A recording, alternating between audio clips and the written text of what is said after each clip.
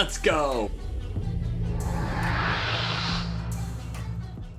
This week, we get into what's new in social media. Speed round, let's go. TikTok is testing out a Q&A feature where curators can now interact more with their audience.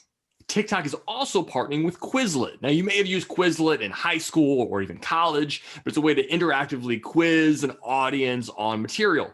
Since TikTok does have this educational component where you learn things on TikTok, it's a way to bring more of this educational engagement to the platform. Tell me the truth. Am I missing a TikTok movement right now with this educational TikTok collaboration? Does Dr. York need a presence on TikTok to get this educational content out on that platform? I need help. Somebody help me. Facebook just updated their Access Your Information tool within the service. Now, this is a movement to try to become more transparent in how they're gathering your data and what they're doing with your data. Now, if you're interested in this, check out the description of this video. There's links to all of these pieces, but check this one out so you can go through step by step how to go into your settings to see just what data they're gathering on you and what data they are using. And great news on the Facebook front. Facebook says they are moving in the direction to decrease the amount of political content in your news feed. Dear Lord, yes. Speaking of all that political nonsense that just floods your social accounts, you've probably thought, which of this content can I trust? What news outlets can I trust? That news outlet is biased. That news outlet is biased. Check this graph out. Now, this is a great graph to really show what news outlets fall to the left, to the right, etc., using unbiased data. Next, we have to talk about Clubhouse. Now, Clubhouse is a very quickly trending voice social media app. Now, it's not publicly available to anyone to download. You have to be invited. Reach out to me if you need an invite code. But basically, it's like almost like a talk show radio experience where there's moderators and people can be joining in the conversation of all these rooms. And here's the truth. Social media apps, they come and go. 1 month, something is super hot, everyone's using, and a month later, it completely drops off altogether. This is all you need to be aware of as a brand right now with Clubhouse.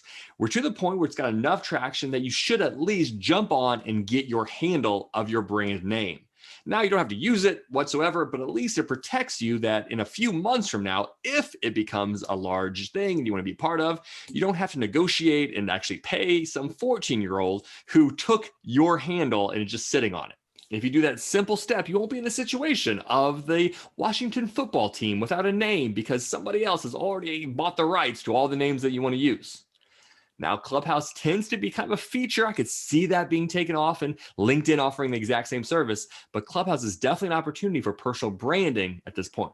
The banned social media outlet Parler, their CEO was fired by their board. I'm just going to leave it at that.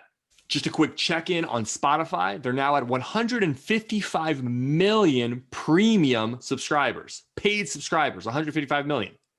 You need to pay attention. What else are you not paying enough attention to? Esports. Take a look at this. Check out the link in the description. Look at the valuation of esports. I feel like it's being slept on by a lot of people, and it's creeping up to close to the conversation of valuation of the National Hockey League, the NHL. Not quite to that level, but it's creeping up there, and it will get there eventually if trends keep up. Let's go. If you're into branding, do yourself a favor. Do not sleep on opportunities with esports. LinkedIn released a list of 15 jobs, the fastest trending upward areas. Take a look at the full list, but we're looking at things like UX, sales, digital marketing, and even digital content creators.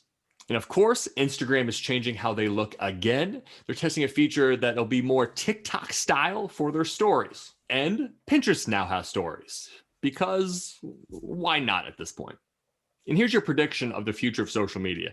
There's really no distinguishable factors anymore in social media. They're just going to copy and steal all of the ideas from everyone else. They're all going to have the exact same features like stories, etc. The differentiating factor is going to be beliefs and values of that social media. Does the social media that you interact on have the same values as you? What kind of culture is on that social media? You will gravitate to that social media specifically. So question for you in the comments, what social media update from this list has your interest? What is something that you're going to keep an eye on? What was surprising? What are you going to test? What stood out to you from this list? Put in the comments below. Now, last week's video was about Super Bowl ads, and the comment of the week last week comes from Wayne, and Wayne dropped some serious knowledge on us.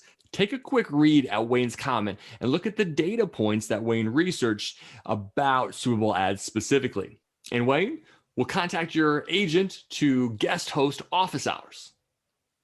We'll see you next week.